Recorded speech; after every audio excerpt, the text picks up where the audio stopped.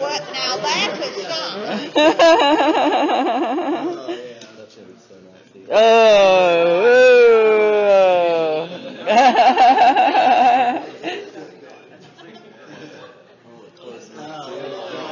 Ooh. You made that too fancy. We were married back in 1995, and it was Cindy's second marriage. And on the way down the aisle, Cecil walked her down the aisle. And I'm watching him walk down the aisle, and it seemed like he whispered something into her ear. And so after the wedding was over, I said, "Did your dad say something to you when you were walking down the aisle?" He said, "Yeah, he did." I said, "What did he say?" He says, "We're not doing this shit again."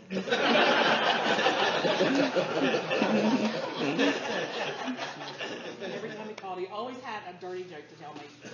And when he had his eye surgery, he called me and he said, "Well, they're going to have to do some more on my eye." And I said, "Oh, I'm really sorry to hear that." He said, "Yeah, they're going to take the foreskin from my penis and put it on my eye." And I go, "Okay." He goes, "Yeah, I'm going to be a little cockeyed, but it's going to be okay."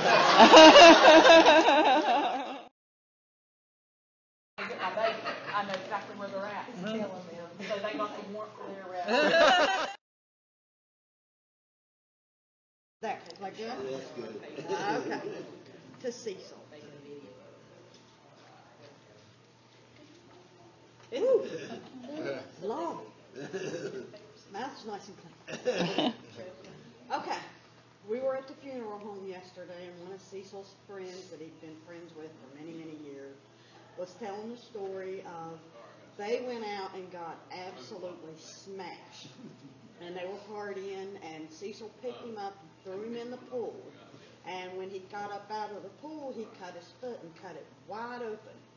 So Cecil takes him down and starts putting whiskey on his wound, and he's going to stitch it up for him. So he takes and he's stitching it up and everything, and he bandages it up, and he said he got up the next morning, and he said that his foot was absolutely throbbing.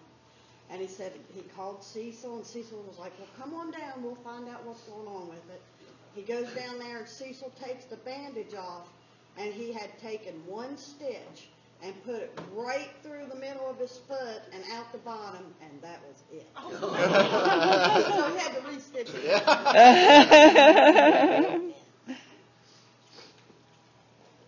just do a little bit. I'm not a liquor drinker, as my wife Robin will.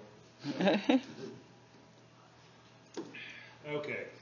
Well, I work with Beth, and she was telling me all about, "Oh, you got to meet Cecil, you got to meet Cecil. Cecil this, Cecil that." So I guess after maybe about a year of working with Beth at the funeral home, I finally was able to meet Cecil, and we were on our way to a pool party, and she said, "Come on upstairs, he's probably watching the History Channel." So we go upstairs, and there he was, and first thing he did, he didn't say anything, hey, nothing or whatever. He looked at me and he said, "Boy, somebody's been drawing all over your arms." So, and over the next few months to a year, got to know him a little bit better, and was getting ready to get married. And I asked Cecil one afternoon, I said, "Do you have any advice for me? Getting ready to get married, do you have any advice? Pros, cons?" And an hour and a half later, when he was done talking, I was well aware that I was on the road to greatness. So, thank you. All right. There you go. Thank you. All right. Excellent. I'll make a face. Okay, Cecil went to the grocery store one day, and that morning he had a little bit of an upset stomach, and so he told us that because he went by himself, so he told us this story. He was trying to get away from everybody. He goes over to the meat department. There's nobody there, and he lets one rip. He knows he's on a little ways from it. Well, he said, then this little old lady comes up with her cart. She gets right up there, and she starts. And she tells the butcher, "I think you got some rotten meat out here."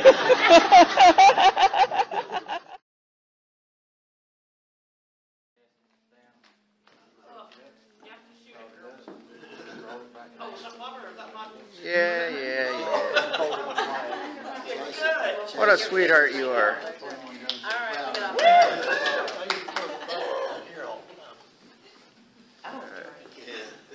Yay, all right. My favorite Cecil moment is when he was having his knees replaced. He had to put his legs on a machine that bent them to exercise them, and the prosthetics were, his body was rejecting them, so they were hot all the time. I had to keep putting these ice packs on them, and I went to the nurse's station. Well, I went past there, and this nurse sneered at me. She says, "You're running your legs off for that old man." And so, I went back and told Cecil, and he says, "Okay."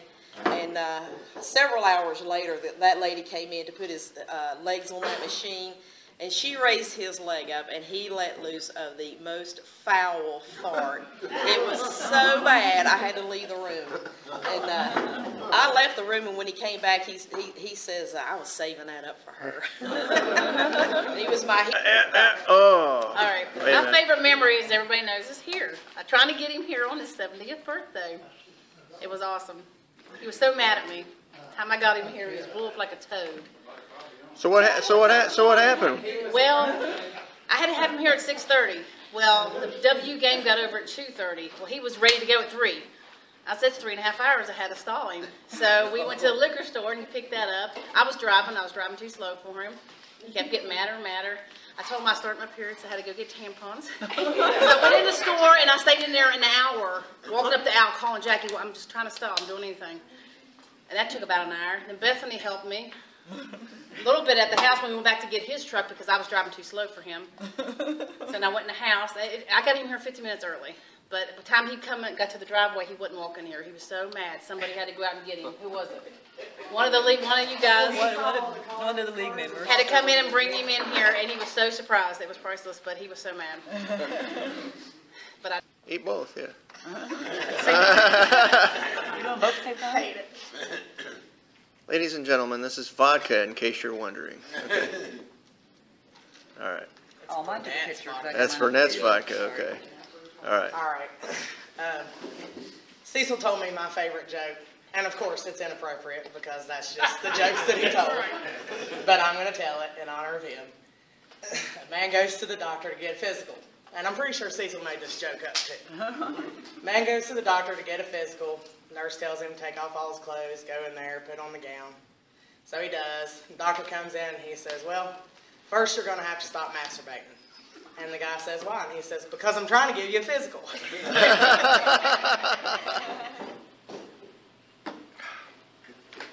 First time I met Cecil, I'd heard for a year at least, "Oh, you gotta meet Cecil. Oh, you gotta meet Cecil. He'll love you. You'll love him." And I was like, all right, can't be that great. I was wrong. I had very long hair down to about here. First time I met him, he said, "Leanne, I didn't know you were dating a fucking girl." I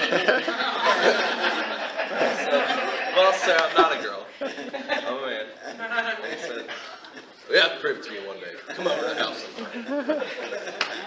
Okay. I don't like vodka either. Get off. All of it. Down the hatch. Down hatch. Take that medicine. Ew. That's how he's good to drink that stuff. Okay, anyway.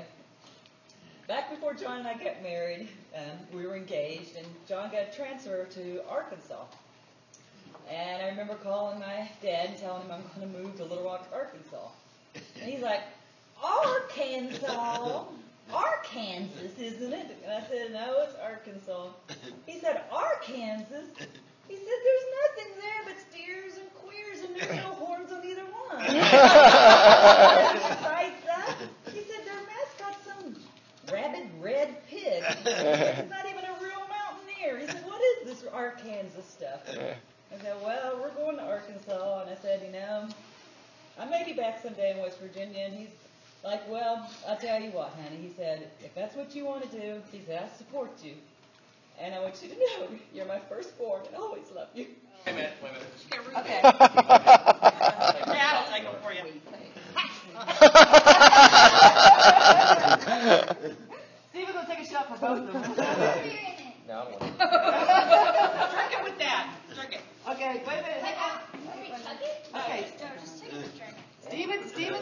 vodka shot. Yay! Kinsey. Okay. This one isn't that funny, but it was funny. When Mom and Steve first got married, I was like 4, and it was the first time I've ever been out on the boat, like when it was moving. Anyway, they brought bait. Grandma Jackie and Papa brought bait, and it was Vienna sausages. And Grandma Jackie opened up the Vienna sausage can and said I could have like 2, and I couldn't eat all of them. Well, I ate all of them, and Grandpa looked at me and said, "Who the frack ate my Vienna sausages?" And he was really mad, but He really it was was. funny. I don't have very many memories of Papa Cecil. Well, you have memories. Yeah, I just don't remember them at the moment. But I remember this one time he would call every single day. And I was probably being a jerk or something. I was about 8 years old. And Steve was trying to get me for something I did. And all of a sudden the phone rings. And I'm running around the house and Steve's chasing me and trying to talk to his dad at the same time. Well, he almost gets me. And I scream at the top of my lungs and go, "Don't let him hit me, Papa Cecil, please don't let him hit me." And on the other end of the line I hear, "Stephen, don't you hit her." Hang on, wait a minute. You ready? I'm done. Okay. Yep. Okay.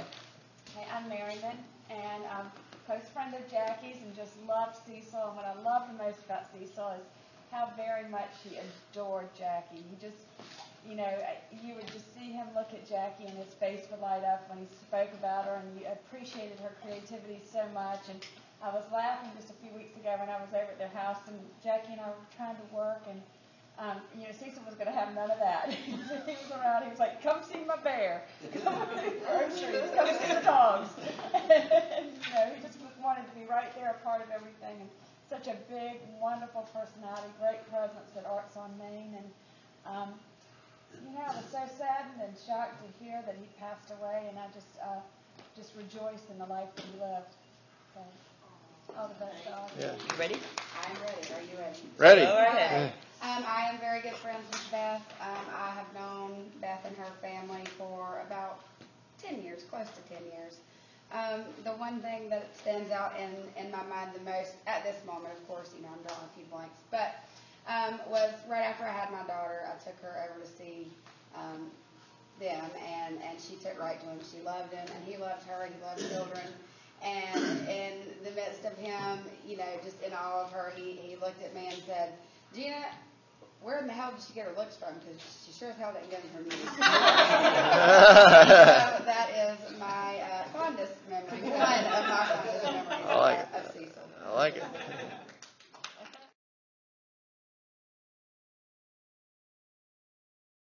We're ready. Take her food down already? I thought somebody took her plate down. Okay. Hang on. Let me know when you're ready. I'm done. Yep. That's okay. He had his going. I'm Beth's boyfriend, Graham. I didn't know Cecil all that long. I only met him a handful of times, but every time I met the man, he was just so full of life and just bigger than life. Just had you in stitches the whole time. But I guess one of my favorite memories was probably about 3 weeks ago, and we were over grilling hamburgers, and we grilled burgers. Everybody had 1 or 2 or 3, and there were 4 or 5 left over. And Cecil was sitting in the chair, and he brought over a plate of hamburgers, and he cut up pieces one by one, and he must have fed his dogs 3 or 4 of those little burgers each, just as a little wetties yapping, and Cecil pinching out pieces and the whole time giving them those burgers. And that's probably my fondest memory. I really don't have just one favorite moment with my dad. As everybody knows, every moment of him was a fun moment, a good moment. But one story that really sticks with me was, it's been told to me many a times by him and his friend that it happened to, Randy Pendleton. They had went to the Bahamas. And when they was flying back, they was both back in the back of the plane, both drunk as can be. And when they went to get off, Randy looks at my dad and says, "Cecil, did you shit?" And my dad looks at Randy and says, "No." And the guy in front of him gets up, and he had it all down his pants. My dad said, "No, but he did." right on the airplane in front of everybody.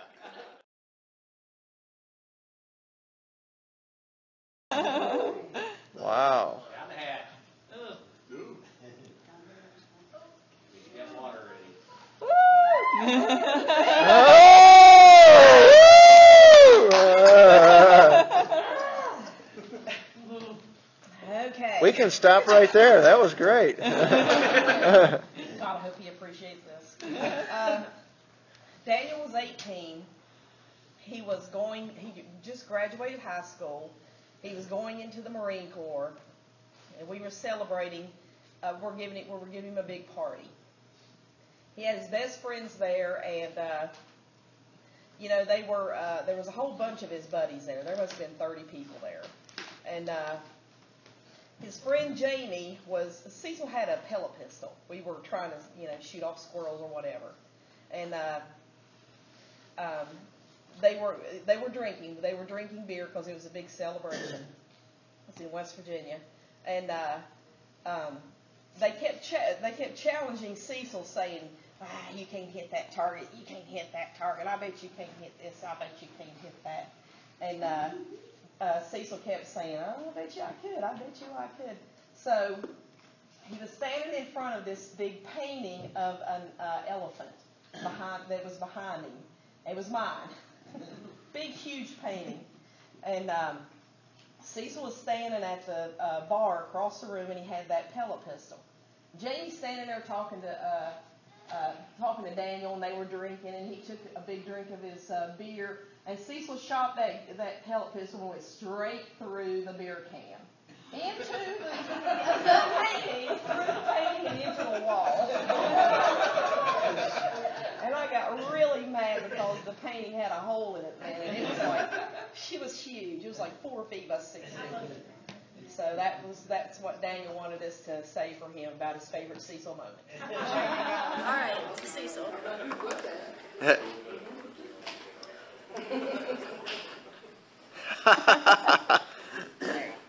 All right, so we went over for Thanksgiving or Christmas, I don't know, some sort of dinner one time. And my brother and I had just gotten blonde highlights in our hair. And we're sitting on the back deck with Uncle Cecil, and he's looking at us, and he's like, "What'd y'all do to your hair?" And we were like, "Oh, we got highlights." And he was like, "Well, it looks like a bird shit in your hair." What was so valuable about the experience of him teaching you how to drive the boat? I think he was pawning off different people to drive because he was having a little bit of He had some of that vodka there. tonic water. Yeah. Okay. That's good. To Cecil and his little pink cup with his Burnett Vodka and diet water. That's all he had in it? That's all he ever drank when I was here. That's all he ever drank. Vodka and water. Okay. He always brought his own cup in. Little pink cups. Yeah, I wish I had that little pink cup. Okay. Right. How many of those little pink cups would he drink? Well, 2 or 3. Okay. When he come in, Okay. at least 2 or 3. Okay.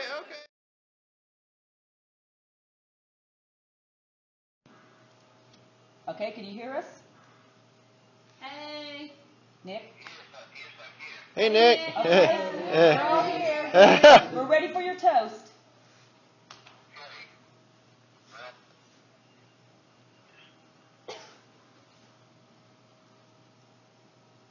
Are you still there? Yeah. Okay. Okay, now again. Do you hear me, Cindy? I can hear you.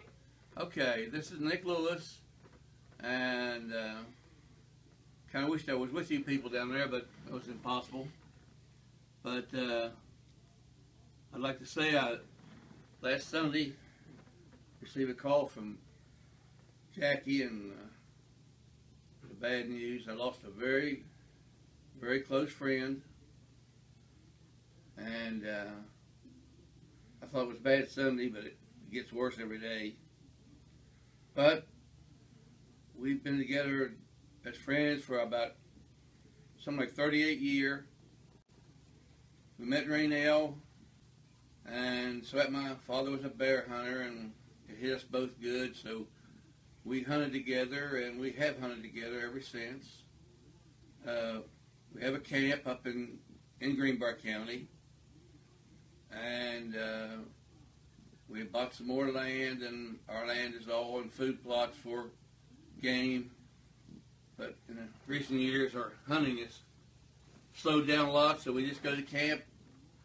And fortunately last Sunday week, we all met again. There was 4 or 5 of us always go together, and we were all together, and then left on Wednesday, and had a great time at the camp. As always, of course, Cecil was always a cook. He cooked an awful lot when he did cook. Made a lot of dirty dishes. Occasionally he took a drink. And we had a great time last week and ended up on Wednesday, said our goodbyes, and planned on going back 2 weeks from now. We were going back again to the camp, and unfortunately this happened. So I'd like to say I have lost a dear friend, and I'll miss him very much. Okay, that's about it. Take your drink. Okay, I think I'm a little ahead of you. I've been getting ready for this. Okay, y'all have a great time, and again, he's a great guy. Thanks, Nick. Sure thing.